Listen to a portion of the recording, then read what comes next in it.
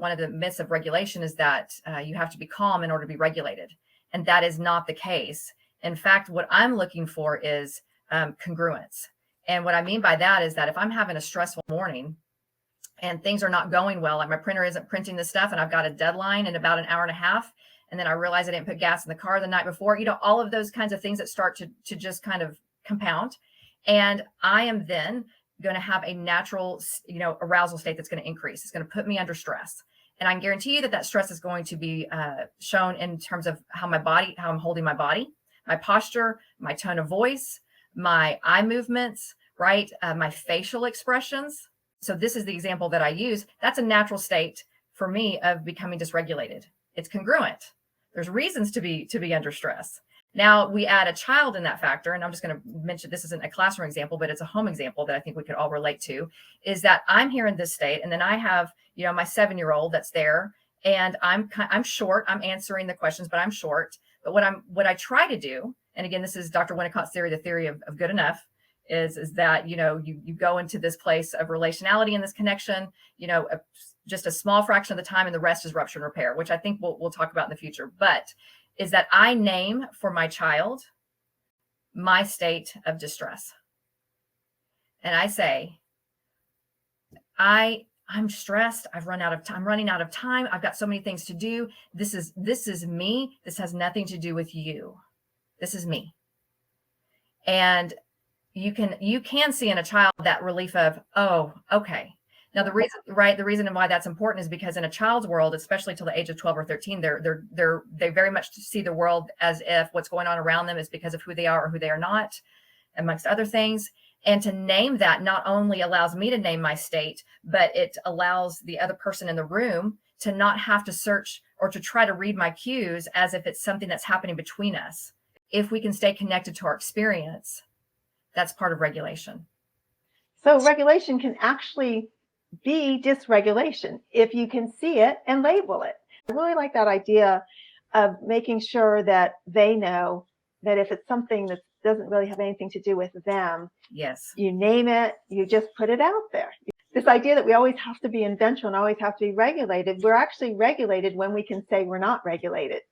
Yes. That's like a weird little conundrum kind of, isn't it? But it is. And yet it's so true, because it's in the modeling of I am naming that I'm feeling that I'm entering into dysregulation, and I'm coming back into connection, and how I come back into connection models that for students, for our children. Remember, sympathetic is mobilized and it's disorganized, and it is disconnection. When we see the world through sympathetic, we see almost everybody around us are enemies. We are not going to be connected. We are not going to be compassionate, which is, I think, is really another important thing that they keep asking us to be more and more compassionate. Janet's like, thank you.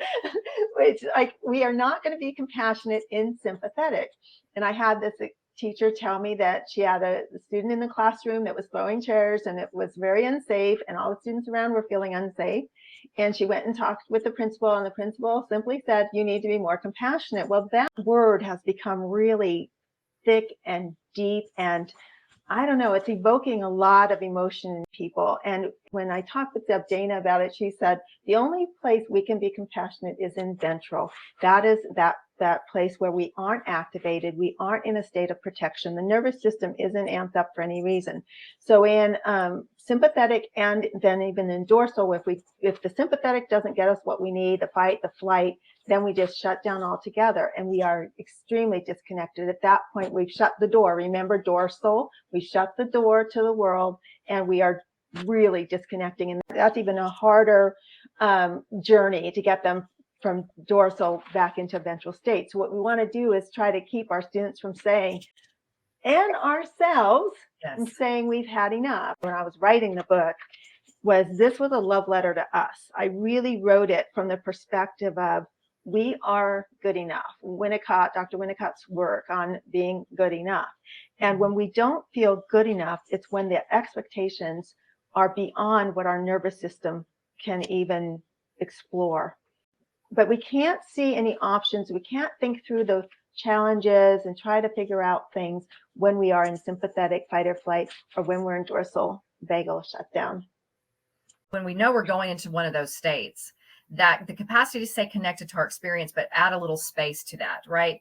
Because when we're in one of those states, we tend to use very all language, all or nothing. This is something modeled for our students, for our kids, which is there. And I have this phrase, there is a part of me that is feeling very overwhelmed today.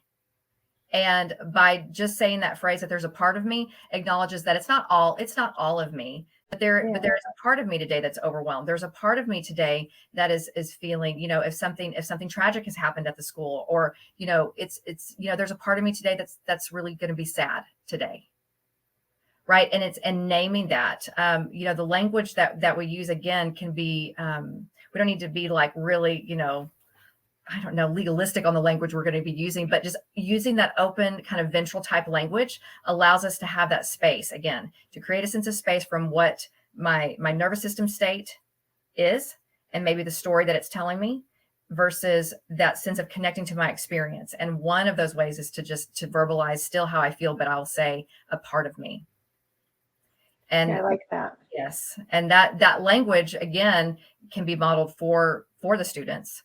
And I think that's important. Again, that the polyvagal language, we might want to include something of that phrase as well, is that there's a part of me that really does want to shut down and not do anything. And using the word "and," I still feel very hopeful about today that we're going to get some things that we're going to get what we need to do accomplished, right? It's like, it's the "and." It's that it's not one state or another, but if we can blend something with that "and," it's going to help us hold our experiences a little differently. Thanks for watching. If you stayed this long, that means you got something out of this video. So if you liked it, please hit the like button and subscribe if you're not already a subscriber. We'll catch you next time. Thanks.